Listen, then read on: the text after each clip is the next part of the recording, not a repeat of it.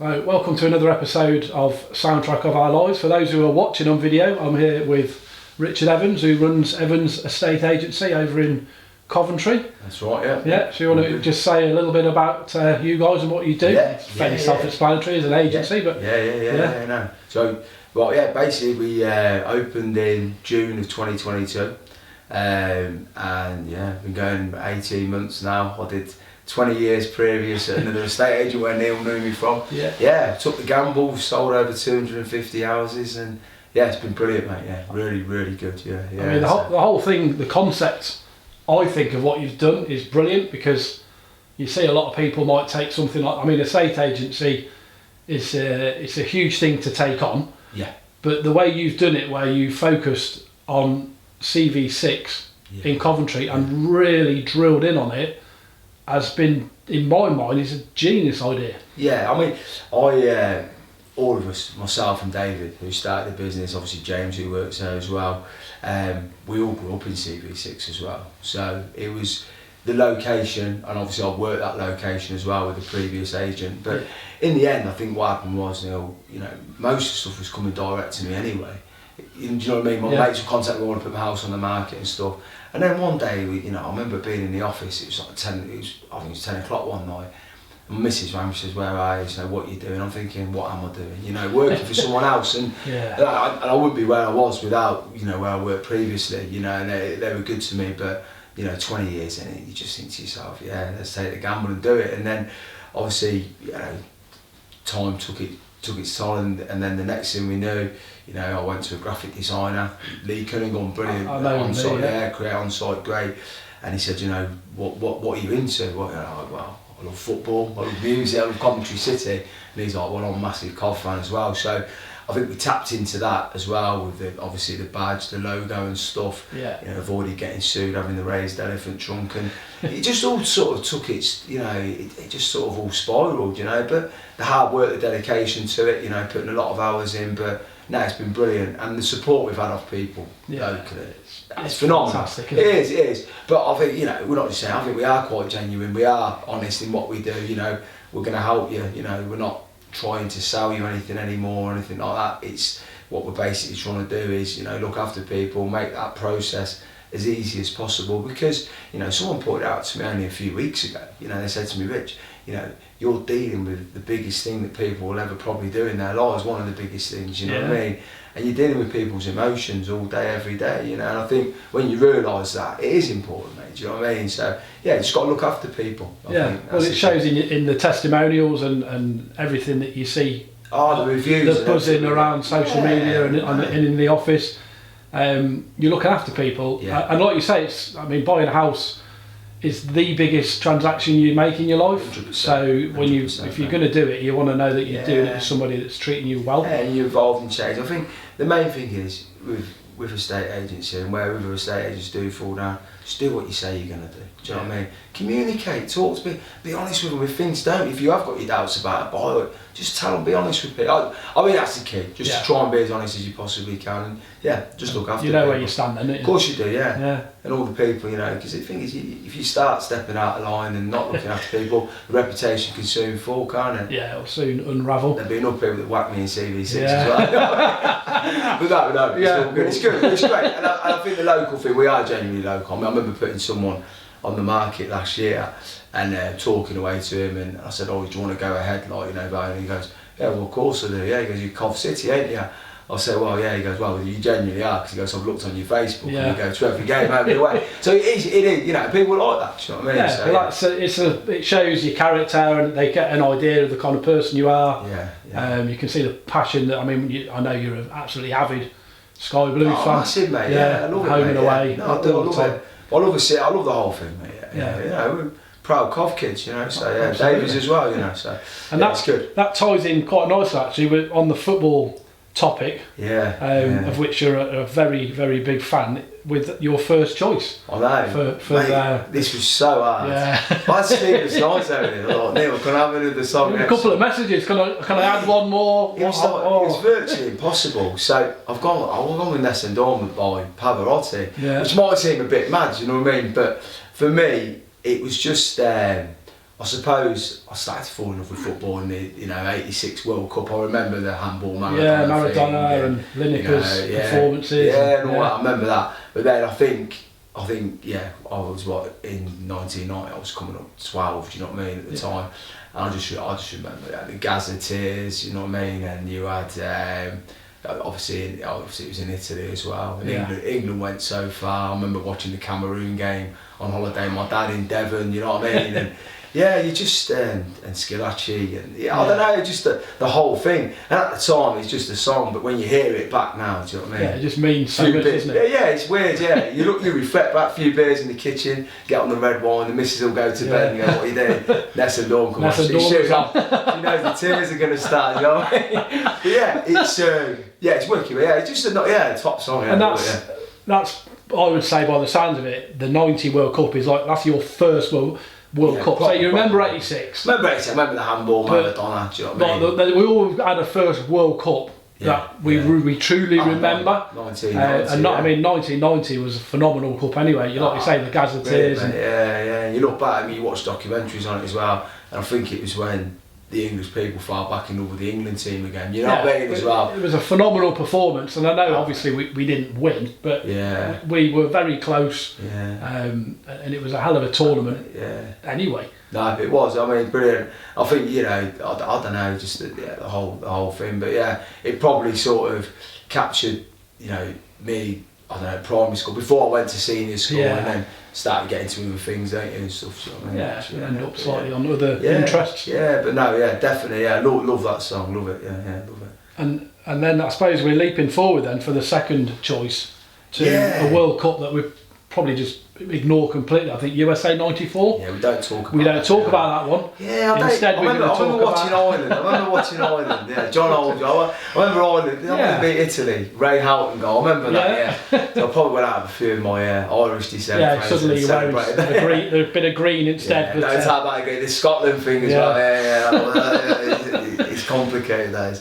But so '94. So, '94. Leaving school. So 1994. You're a year behind me then, aren't you? I left in '93, so and you've chosen an Oasis song as the song that reminds you of those sort of heady days of I got really into music probably when I was about 12, 13, really into it, your Stone Roses and all that, but obviously that was a little bit before my era. But literally the summer I left school, 1994, Supersonic came out, obviously, Definitely Maybe, and the rest, The rest is. We don't remember the rest of it, do we? Come back round about 1997, you know what I mean? But no, it was, it was great. I mean, Supersonic, What a song! What a song! What an opening song! I mean, what an album! The whole album is phenomenal. It's what a song! It's brilliant. I always remember, listening to it. I remember, I think it was like. We were in a flat in Stoke, and I think it was on tape at the time, do you know what I mean? Because you could buy cigarettes and alcohol, it was in like a fag packet, do you know what I mean? And I just remember hearing the whole album, do you know what I mean? Like Rock and Roll Star, Live Forever, but Married with Children, just what an album. And then obviously we followed them pretty much around England, watching them perform. We was at Nebworth Main Road, the first time I ever seen them was Earl's Court in '95. The day Wonderwall went to number 2 behind Robson and Jerome. What were people thinking, Robson and Jerome? I know, mate. That's it. I'm sure there's fans out there, but it's not for me. Definitely not. But no, what a time. But it was an exciting time to be alive. I think. I loved it, mate. I think when you look back as well, and I know every generation has got their artists that sort of peak and stuff. Yeah. And they've often been compared to them, and I know they're not as big because they're from a different era. Yeah. But to us back then, it was probably the same sort of impact as the Beatles had. 100%. People in the 60s. It was massive. The whole Britpop, every week a new song would come out. I mean, they had your Cast, Blue Tones. Yeah. I mean, Blur. Do you know what I mean? Pulp, what back? I mean, seeing them as well. All of it was phenomenal, wasn't it? Brilliant. Just a brilliant time. And then it's good, mate. Yeah. I love them. I still love them now. Still a big fan. Massive. Definitely. And there's another song or another act you mentioned there, the Stone Roses, obviously. little bit before our time when they were brand new, but yeah. I'm quite a big fan myself. Yeah. Another brilliant group. I remember I used to hang around a lot at my grand's in Canley, do you know what I mean? Yeah. To get away with more there, wouldn't you? Do you know what I mean? You go to your grand. Do what you want, you know what I mean? Not free road, is it? Yeah. We were on about, Preston Close in Canley, obviously just off Wolf Road, like you were on about earlier on, mate. Yeah. And I remember my mate, my cousin Jonathan, and he had a mate, Pete Tandy, and he was like, long hair on him and all that. We looked up to him, he was a few years older, do you know what I mean? And he used to have these these spiral carpets of Stone Roses, and what an album, But how do you pick your favourite Stone Roses song? It's impossible, isn't it? I could have had Made of Stone, Adore, but I have the Resurrection, I think. Yeah. It still comes up on my Spotify playlist every year as my most played song. Oh, does it? It's always in the top 5, yeah. So your favourite record, which, I mean, it's a hard thing to pick anyway, isn't it? But definitely one of your favourites of all time then. It's 100%. Always been played, I think it always reminds you of Scholars as well. Scholars. Late in the day, do you know what I mean? You knew when Resurrection come on, if you hadn't pulled, it was time to start looking, but you normally end up at home with a kebab on your own. That's it. You know what I mean? You knew it was kebab time, didn't It was great, you knew the lights were coming on. You might get New York after Frank Sinatra, and then you'd be, and they're done. I've seen the Stone Roses a few times, I've seen them in '95, just before they split up at Wembley Arena. I was just talking to my mate about that the other day. It's like 27 years ago. See, that's 27. I don't know where the time's And then James in my office, he's like, I'm 22, Rich. and I'm like, what? This is not right, do you know what I mean? You're thinking I was going to stuff before the guy was even born. It's very unsettling, I think. It can be, yeah. But then, it is unsettling. Stick about in the yard. It's good, but Resurrection, love the Stone Roses, definitely, top band, mate, Okay, so the fourth song that you've chosen of the 5, although I know, as we've said before, you wanted to have about 10, didn't you? But I could have done more. You could have done a lot more, the fourth one is obviously for your son. That you dedicate to him. I think the Harry Chaplin, Cats in the Cradle, what a song, real very deep song, obviously, because they did the cover, didn't they?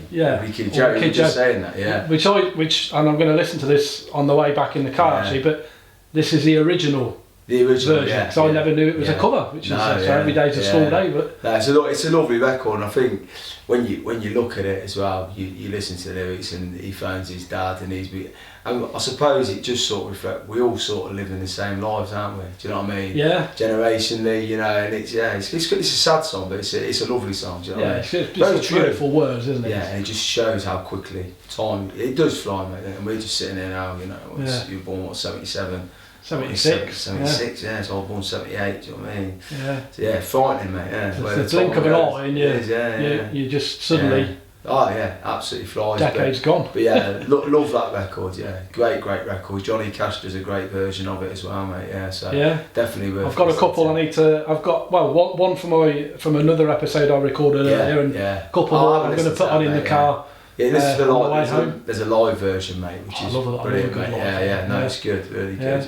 Good, great record, So because I was talking to my lad, and he's like, I've got to put something in there for you. Do you know what I mean? But he wanted Once by Leon Gallagher. I said, no, we'll go with Cats in the Cradle. With Cats in the Cradle. Definitely. And how old's your lad? He's 11 now, So he must start starting to sort of develop his own taste in music as well. We took him to see Leon Gallagher last year at the Albert Hall. He's busy, because his mum would let him go to Nebworth, because we went to Nebworth last year. So so we went to the Albert Hall to see him. He did that Teenage Cancer Trust. That's brilliant. Fantastic. He loves all his music. He's got no choice, has he? No. Coventry City, Stone Roses, Oasis. If you don't like any of them, then we wouldn't probably bother with him. Be honest with you. Stick him in the yard. He loves all that, mate. Without a doubt. Good stuff. No, it's good, mate. Good. Right. Well, as we wrap up, then, Rich, your last one, your final song, and another favourite of yours of all time, was Billy Ocean. This one. Red Light Spells Danger. So you're a bit of a curveball, really. I can't believe I'm sitting here and there's no Beatles songs. Do you know what I mean? And there's no, it's just mad. But Red Light Spells Danger, it was sort of like me and my mate Pie Man used to go the football, you know, on the away days and stuff when Charlie was little as well. Yeah. And it just become sort of the football away day song. And then I remember going to the Memorial Park to the Radio 2. Billy Ocean was there, Liam Gallagher was there, and Billy Ocean, he stole the show, mate. Yeah, definitely. I mean, he's awesome, isn't he? He's mate, bloody awesome. You know, anyone that's been doing it for that long, mate, you know, I mean, I love The Who, do you know what I mean? Yeah. You know, I've seen them many times and they're top band, but when you've been doing it for that amount of time, I think it's brilliant. Top tier, really. He's Brilliant, mate, yeah. But you don't realise what love really hurts about you and that. I mean, you got the crowd going. If anything, if I'm perfectly honest, he probably stole the show really that afternoon. Because when people, you see people who've been going that long, they start banging out saying, "Oh God, that was them and that was him," and that, you know, You don't realise as well, like you say, he's puts another couple of songs out, and you know them, and everybody knows them. And the whole crowd's up, and everybody's involved. Mate, live music, mate. You can't beat it, can you? Do you know what I mean? So, for me, I mean, I wanted to do some gigs this summer, but I've got tickets for the Euros, see, so I've got the first 3 group games. Oh wow, okay. So if we go far in that, so everything's on hold this summer. He's not happy, mate. No, but it's the Euros. This is it. This is going to be. This is it. We're going to win this, mate. This is it. Funnily enough, I was saying this to a friend of mine. Yeah.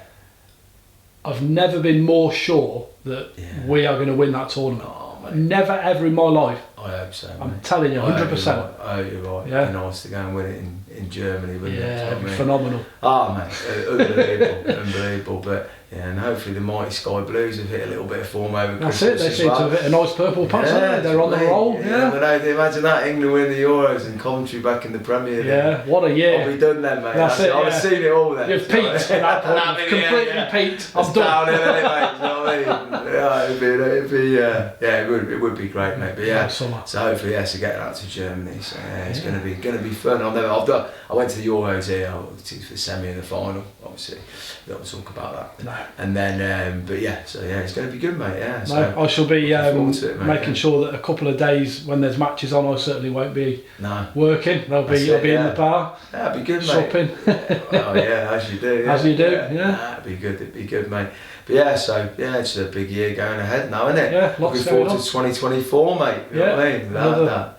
Should be a good one. Yeah, I hope so, mate. Okay, right. Well, that's all your choices, actually. Yeah. So, thank you very much for coming on the show. It's been good to talk to you. In, mate. I've enjoyed it, mate. Yeah. Gave me a headache, mate. I was having sleepless nights. You messaged me, weren't you? I was like, go on, let's choose it. Just a few more. 1 more, 2 more, yeah. But no Arctic Monkeys. It's so hard, isn't it? It is. I think when you try and pick 5, because I've tried to do this exercise myself. Yeah. And I'm like, and everyone that I've asked has come back and said the same thing. Yeah. This is really, really difficult. It is, mate. Yeah, it's only 5 songs. It's only 5 songs from a lifetime. Yeah. But I do like the ones that everyone's chosen. And so far, no one's chosen the same song. Haven't they, mate? No. I mean, it might happen at some point in the future. It's interesting why they've chosen them and what they mean to them. So very cool. Definitely, mate. I love music, mate. Love it. Absolutely love it. Okay. As always, I'll drop all the links to Richard's business, all your social media channels. I'll put all of your song selections links in the comments as well, so people can go and have a listen to them if they've not heard them. And let me know in the comments what they think. And if they are looking to sell your property or buy a house, come and see us at Evans Estates. That's it. We'll give you a call. 100%, mate. We'll look after them, mate. Top draw. All right. Nice one. Cheers, Rich. Top man. Thank you.